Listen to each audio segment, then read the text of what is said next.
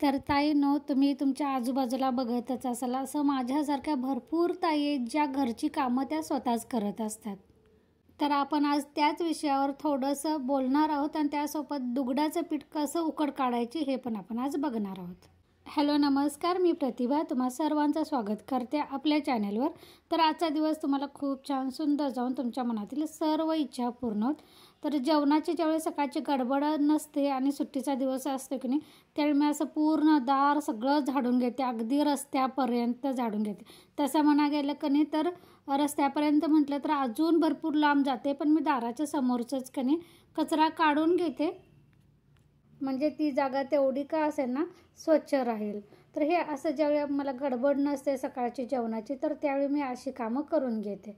तर सगळं घर झाडून झालं, दार झाडून झालं, त्यानंतर माझी अंघोळ झाली आणि आता मी फुलं काढायला आले.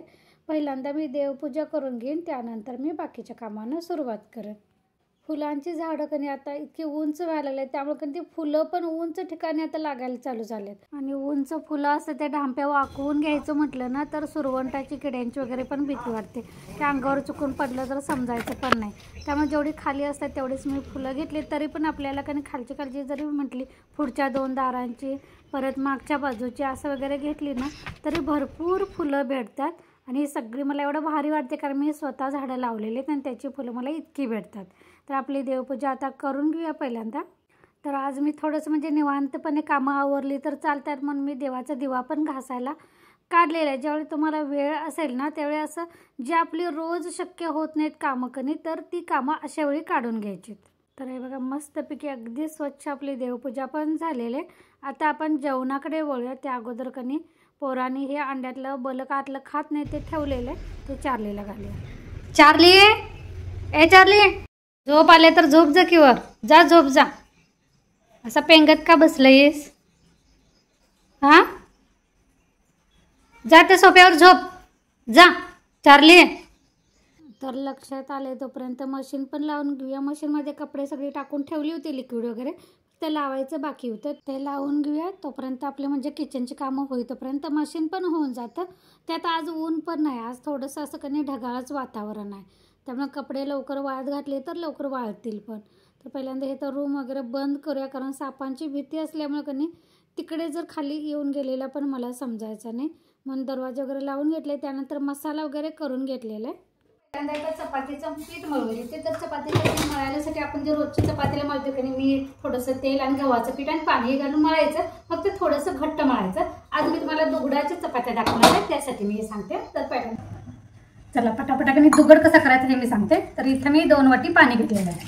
म्हणजे तुम्हाला जितका दुगड करायचा असेल ना त्या प्रमाणात घ्यायचं, फक्त प्रमाण एवढंच लक्षात ठेवायचं, जितकं पीठ असेल तितकं पाणी गरम करायला ठेवायचं. मी आता 2 वाटी पिठाचं करणार आहे, तर त्यासाठी मी 2 वाटी पाणी घातलेलं आहे. इथं थोडंसं मीठ टाकायचं, त्यानंतर थोडंसं तेल टाकलं. आता हे पाण्याला उकळी येईपर्यंत मी काय करणार आहे, बस इथं मी 2 वाट्या तांदळाचं पीठ कणी मोजून चाळून घेऊया.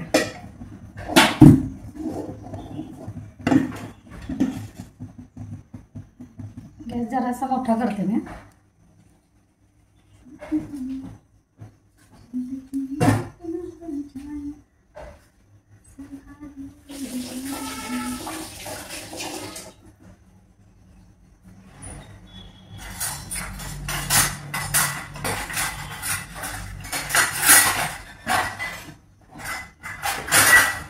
पीठ घातल्यानंतर ढवळायला हे असं कधी छोटं उल्हातनं घ्यायचं, असं टोकायचं, म्हणजे असं आपल्याला व्यवस्थित असं ढवळायला येते. पाण्याला उकळी येऊ दे.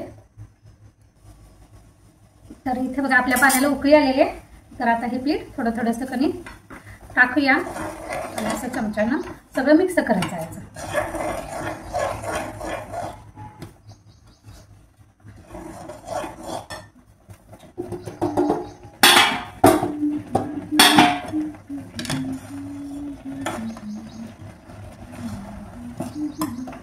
गॅस मी कमी करते.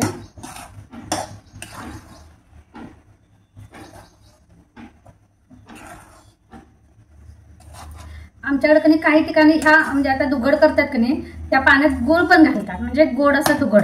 आणि ते पण नॉनव्हेज सोबत खातात, पण कधी उघड पाणी घालतोय ना, आता मी फक्त मीठ आणि तेल घातले कधी, तर त्यात त्याने गोड पण घालतात, पण मला ते अजिबात नाही आवडत, कारण गोड चपाती नॉनव्हेज सोबत कसं खाणार ना, ते असं वेगळंच काही कॉम्बिनेशन आवडते. मी फक्त मीठ आणि तेल घातलेलं आहे. कसं प्रत्येकाची करायची पद्धत वेगळी असते. पहिलं गूळ घालायची आमच्याकडे सासरी माझ्या, पण आता आम्ही आल्यापासून ना आम्ही दोघी जावा पण घालत नाही, कारण तिला पण नाही आवडत, मला पण नाही आवडत, त्यामुळे पोरं पण नाही खात असं गोड चपात्या. त्यामुळे आम्ही असं मीठ आणि फक्त तेल लावून दुघड करतो. आता हे सगळं मिक्स केले. आता कधी गॅस बारीक करायचा, एक चांगली अशी वाफ येऊ द्यायची, त्यानंतर गॅस बंद करायचा आणि थोडंसं कोमट असतानाच कधी हे पीठ मळून घ्यायचं, म्हणजे चपात्याचं पीठ कसं मळतंय तसंही मळून घ्यायचं. तर इथं कधी आज पोरांना पण सुट्टी आहे, त्यामुळे गावरान कोंबडी आणली होती, त्याचंच कधी चिकन शिजत घातलेलं आहे. आणि इथे आता मी उकड पण कधी गरम गरम असतानाच मळून घ्यायचं, थोडंसं थंड पाण्याचा हात लावायचा, थोडंसं हाताला भाजत असलं तर थोडं पीठ कधी ताटामध्ये घेऊन मळलं तरी पण चालते. मी नंतर तसंच केलेलं आहे. तर आपला विषय काय होता की भरपूर अशा ताई आहेत ज्या माझ्यासारखं घरची कामं स्वतःच करतात.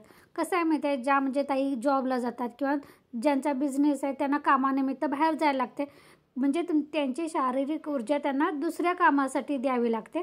अशा ताईने घरात कामावली लावलं तरी चालतं, म्हणजे कारण त्यांचं शारीरिक कष्ट दुसऱ्या कामासाठी जातं म्हणून. पण माझ्यासारख्या असतात त्यांनी जर कामवाली लावली तर तुम्ही बघा जाडी पण वाढणार, परत डोक्यात 1760 विचार येतात, टेन्शन येतात, आणि परत सगळ्याकडे आजारपण, दुखणं वगैरे सगळं, हे दुखलं ते दुखलं असं रोजचं रडगाणं सुरू होतं. आणि कसं आहे, आपण घरात आता कामवाली लावली तर आपल्याला काय काम, मग ह्याच्या त्याच्या उचापत्या करून डोक्याला टेन्शन, डोकं दुसऱ्यांच्या घरात लक्ष घालणं होतं, कारण रिकामं डोकं असलं की सैतानाचं घर म्हणतात. त्यापेक्षा मी म्हणते आपलं काम भलं, आपलं घर भलं आणि आपण भलं. घरात असणाऱ्या ताईंनी स्वतःची कामं स्वतःच करावीत असं म्हणते. नंतर जाडी वाढली, हे वाढलं की मग जिमला जायचं, मग ते व्यायाम करायचं. त्यापेक्षा तुम्ही जिमला जाऊन पण जितका व्यायाम होत नाही ना, तेवढे घरची कामं केल्यानं आपल्या शरीराची हालचाल होते आणि आपण निरोगी राहतो, असं माझं तरी मत आहे. त्यामुळे शक्यतो माझ्यासारख्या घरी असणाऱ्या ताईंनी घरची कामं स्वतःच करण्याकडे लक्ष द्या. त्यामुळे मी तर म्हणेन तुम्ही निरोगी राहाल जर घरची कामं करत राहिला तर, आणि फ्रेश पण वाटतं आपल्याला, कारण आपण काय कुठे बाहेर जात नाही, त्यामुळे आपली शरीराची ऊर्जा आपण दुसरीकडे कुठे आपण गुंतवणूक करणार नाही ना, मग त्यामुळे जाडी वगैरे पण वाढू शकते. तर असं ताईनं प्रत्येकाचं वेगवेगळी मतं असतात. मी माझं मत मांडलं. तर इथे माझी कोंबडी पण शिजून झाली होती, मसाला वगैरे मी बनवून ठेवला होता, तर ते आता फोडणीला दिलेलं आहे. रस्सा मी वेगळा फोडणीला टाकत नाही, ज्यावेळेस सुक्कं टाकते ना त्यातलाच मसाला मी रश्श्यामध्ये टाकते. हे बघा आपलं मस्तपैकी असं झणझणीत सुक्कं गावरान कोंबडीचं चिकन झालेलं आहे. त्यानंतर रस्सा पण झालेला आहे, भात मी करून घेतलेला आहे. आता फक्त मला दुगडाच्या चपात्या बनवायच्या आहेत.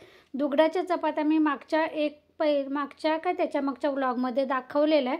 तुम्ही जसं पुरण भरता ना चपातीमध्ये, तर तसं चपातीचं पारी करायची आणि त्यामध्ये दुगडाचं जे पीठ तयार केलेलं असतं ते पुरण भरायचं आणि चपाती बनवायची. चपाती बनवताना एवढंच लक्षात ठेवायचं की ही चपाती ना सगळीकडे समान असं गेली पाहिजे, लाटली पाहिजे, म्हणजे दुगडा शेवटपर्यंत जातो आणि एका ठिकाणी जाड एका ठिकाणी पातळ असं नाही करायचं, नाहीतर मग ते आतलं जे तांदळाचं पीठ असतं ना ते खाताना लागतं.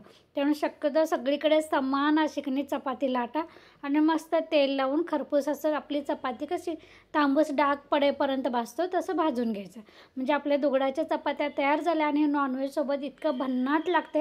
म्हणजे सकाळीच हे दुगड ना आत्ता मी बनवून ठेवलेलं आहे, असं उरलेलं दुगड जर तुम्ही फ्रीजमध्ये ठेवलं तर संध्याकाळच्या वेळेला कारण दुसऱ्या दिवशी सकाळच्या वेळेला पण फ्रीजमधून काढून ते दुगड भरून करू शकताय. फक्त कसं गरमीच्या दिवसात टिकेल याची गॅरंटी नसते. आणि ह्या चपात्या अगदी सकाळी केल्या तरी संध्याकाळीपर्यंत मऊ अशा राहतात. चला तर चार्ली काय किचन सोडणं झालं आहे, कारण आज त्याला कोंबडीचा वास लागला आहे. त्यामुळे पहिल्यांदा आता त्याच्या चपात्या करून घेते. 1-2 करून मी दुगडाच्या दाखवलेले आहेत. आता त्याला करते, त्याला घालते आणि ह्यासोबतच आजचा व्लॉग पण मी इथंच बंद करते. धन्यवाद.